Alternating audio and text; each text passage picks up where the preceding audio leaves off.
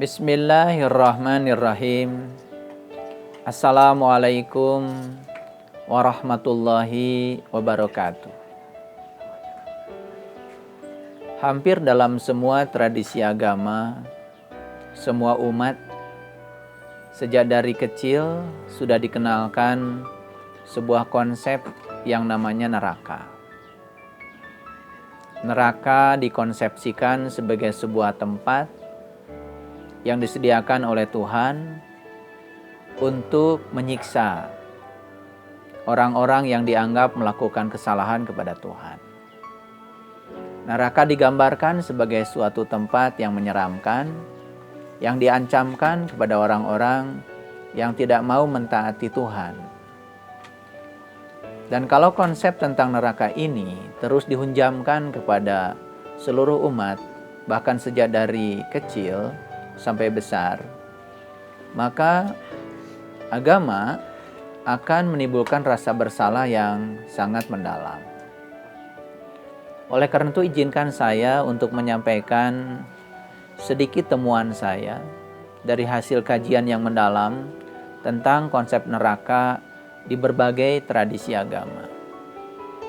Saya membaca dalam Al-Quran, surat Hud ayat 106, Allah menyatakan, فَأَمَّا الَّذِينَ شَكُّوا فَفِنَّارِ لَهُمْ فِيهَا زَفِرٌ وَسَحِيقٌ. Sesungguhnya neraka itu adalah tempat di mana seseorang masih bisa memasukkan dan mengeluarkan nafas. Artinya, neraka itu adalah tempat di mana seseorang masih hidup. Dan seseorang itu dikatakan hidup ketika ruhnya masih berada di dalam jasadnya. Jadi oleh karena itu maka konsep neraka menurut Al-Quran adalah tempat di mana seseorang masih bernafas. Di mana kita bernafas? Bukannya kita bernafas di sini. Jadi kalau kita bernafas di sini, berarti sesungguhnya tempat ini bisa menjadi neraka, tapi juga bisa menjadi surga sebetulnya. Oleh karena itu, marilah kita dalami ayat ini secara cermat.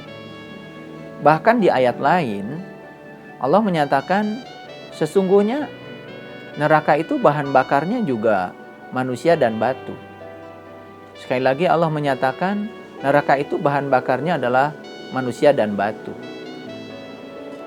Jadi kalau manusia dan batu sebagai bahan bakar dari neraka, semakin jelas sebetulnya konsepsi tentang neraka itu perlu ya kita dalami lagi.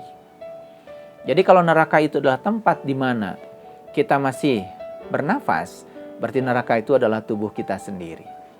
Dan tubuh kita bisa menjadi surga, tubuh kita bisa menjadi neraka, tergantung kesadaran yang dicapai oleh kita sendiri. Kalau neraka itu digambarkan sebagai api, tentu saja api itu tidak akan pernah membesar sebetulnya kalau tidak ada bahan bakarnya. Karena yang menyebabkan api itu menjadi membesar sebenarnya karena ada bahan bakar. Contoh yang sederhana. Kenapa terjadi kebakaran? Sebenarnya kebakaran itu kan awalnya hanya percikan cahaya atau percikan api mungkin berasal dari konsleting yang ada dalam listrik. Atau apa saja, mungkin puntung rokok yang dibuang ke hutan. Dan kenapa bisa menjadi besar? Dan kenapa bisa membakar hutan? Yang menyebabkan hutan terbakar, yang menyebabkan rumah terbakar, sebetulnya bukan api. Tapi yang menyebabkan mereka semua terbakar adalah bahan bakarnya itu sendiri. Kalau tidak ada bahan bakar, tidak ada kebakaran sebetulnya. Karena api itu tidak berdaya kalau tidak ada bahan bakar. Sama seperti dalam kendaraan. Di dalam mobil misalnya, mesin itu tidak bisa menghasilkan api yang besar, tenaga yang besar. Hanya percikan cahaya yang berasal dari busi, ya, akibat tegangan tinggi. Kalau tidak ada bensin, tentu saja tidak ada pembakaran di dalam mobil. Jadi sebetulnya api yang besar yang menyebabkan ledakan sehingga mesin bisa menghasilkan usaha yang luar biasa, bisa memindahkan mobil yang masanya tontonan, bisa memindahkan truk, bis yang masanya sangat berat dengan ukuran mesin yang kecil. Karena ledakan yang terjadi dalam mesin itu diakibatkan oleh bahan bakar. Jadi sebetulnya api kebencian itu asalnya tidak ada. kalau tidak disebarkan oleh manusia-manusia yang memiliki kebencian. Sebetulnya api kemarahan itu tidak ada kalau tidak ada manusia-manusia yang merelakan diri untuk menjadi bahan bakar untuk menimbulkan kemarahan yang lebih besar. Jadi semakin jelas bahwa sebetulnya bahan bakar neraka itu adalah manusia, bukan binatang, bukan hewan, bukan tumbuhan. Jadi manusialah sebetulnya yang menimbulkan api neraka. Manusialah yang menimbulkan onar. Manusialah yang menimbulkan kemarahan. Manusia yang menimbulkan kebencian. Dan api kebencian itu akan semakin besar ketika ada manusia yang menyediakan diri untuk menjadi bahan bakar dari neraka itu. Nah, di dalam Al-Quran dikatakan ya bahwa sesungguhnya bahan bakar neraka itu adalah manusia dan batu. Batu itu adalah bahasa simbolik sebetulnya. Batu itu merujuk kepada satu bagian organ tubuh di dalam diri manusia. Dan organ tubuh yang paling berbahaya pada diri manusia sebetulnya adalah dari leher ke atas. Jadi saya menangkap makna batu itu melambangkan kepala sebetulnya.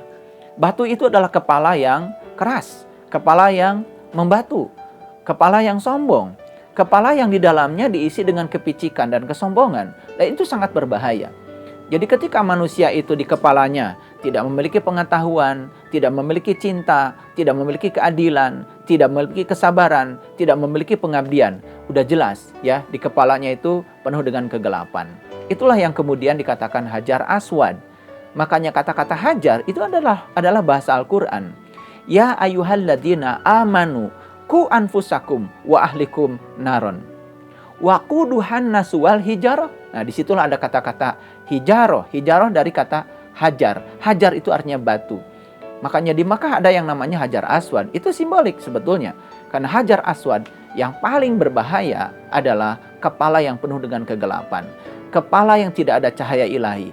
Kepala yang tidak ada pengetahuan. Makanya orang-orang yang di dalam kepalanya tidak memiliki pengetahuan, biasanya selalu sudut pandangnya kerdil, sudut pandangnya sempit. Dan orang-orang yang sudut pandangnya sempit biasanya melahirkan diri yang merasa benar sendiri, egonya semakin besar, lalu mengatakan orang lain semuanya salah, hanya pendapat dirinya, hanya argumen dirinya yang paling benar. Coba perhatikan, bukankah semua pertengkaran di alam semesta ini berasal dari diri-diri orang yang kesadarannya rendah? Diri-diri orang yang di dalam kepalanya tidak ada pengetahuan. Diri-diri dari orang yang di dalam kepalanya tidak ada pengetahuan yang luas. Hanya memandang sesuatu dari satu sudut pandang, itu sangat berbahaya. Pertengkaran, peperangan, semua berasal dari kekerdilan pikiran. Semua berasal dari pikiran yang sempit. Itulah sebetulnya yang melahirkan neraka. Jadi sebetulnya para sahabat, tubuh kita bisa menjadi surga, tubuh kita bisa menjadi neraka, tergantung kita sendiri. Karena neraka bukanlah masalah geografis, tapi neraka sesungguhnya adalah masalah psikologis. Apakah rela kita menjadikan tubuh kita sebagai neraka? Lalu kita menjejali kebencian pada tubuh kita, menjejali kemarahan pada tubuh kita, menjejali iri hati pada tubuh kita, ya. Lalu menjejali segala penolakan pada tubuh kita, karena semua penderitaan manusia pada dasarnya berasal dari penolakan. Dan penolakan adalah satu ciri dari orang-orang yang memiliki kepala yang keras. Oleh karena itu maka keras kepala merupakan satu kekuatan yang melemahkan. Jadi keras kepala adalah satu kekuatan yang melemahkan. Makanya orang-orang yang keras kepala seperti kelihatan keras, seperti kelihatan kuat. Pada sesungguhnya kekuatannya itulah yang melemahkan dia sendiri.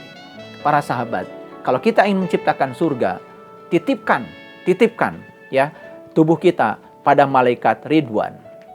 Titipkan tubuh kita pada penjaga surga. Dan penjaga surga adalah malaikat Ridwan. Malaikat yang selalu ridho. Dan malaikat itu adalah tekad. Tekad yang ada pada diri setiap manusia yang menyebabkan dia menjadi ridho. Ridho untuk menerima semua kenyataan hidup. Ridho untuk menerima semua perbedaan. Ridho untuk bisa menghargai dan menghormati perbedaan itu. Ketika itu terjadi, maka yang tercipta dalam diri kita adalah kedamaian. Itulah sebetulnya surga. Jadi surga sebetulnya juga adalah tempat di mana kita masih memasukkan dan mengeluarkan napas. Seperti juga neraka. Oleh karena itu, mari kita lembutkan kepala kita dengan memberikan pengetahuan yang benar ke dalam kepala kita. Di dalam kepala kita ada yang namanya otak sebagai hardware. Dan otak itu memiliki software yang bernama pikiran. Pikiran ada dua, ada pikiran sadar, ada pikiran bawah sadar. Sebetulnya pikiran itu cuma satu adanya. Menjadi dua itu karena sudut pandang saja. Menjadi dua itu karena proses mentalnya saja. Pikiran sadar dan pikiran bawah sadar sama-sama pentingnya. Tetapi yang paling penting adalah kapan kita menggunakan pikiran sadar dan kapan kita menggunakan pikiran bawah sadar. Ketika kita sudah bisa menciptakan harmonisasi antara pikiran sadar dan pikiran bawah sadar, lalu menjejali ya segala memori ke dalam pikiran bawah sadar adalah memori yang positif, maka spontanitas yang keluar dari pikiran bawah sadar adalah spontanitas yang positif. Spontanitas yang penuh welas asih, spontanitas yang penuh cinta kasih. Maka kita bisa menjadikan surga di tubuh kita sendiri. Jadi surga dan neraka bukanlah soal nanti, tapi surga dan neraka adalah di sini, hari ini, sekarang. Kalau kita ingin menciptakan surga, bisa. Kita bisa menciptakan neraka pun bisa. Di sini, saat ini, sekarang. Hanya kelembutan yang akan membawa kita pada surga. Oleh karena itu, dalam Al-Quran ada perintah yang sangat luar biasa. Wal yatalatop, wal yatalatop, wal yatalatop. Hendaklah kamu berlaku lemah lembut. Hendaklah kamu berlaku lemah lembut. Hendaklah kamu berlaku lemah lembut. Karena hanya kelembutanlah yang akan membuat kita masuk ke dalam surga. Para sahabat, marilah kita bebaskan tubuh kita dari neraka. Mari kita bersemangat untuk tidak menjadikan tubuh kita, tubuh manusia ini sebagai bahan bakar untuk neraka. Terima kasih. Assalamualaikum warahmatullahi wabarakatuh.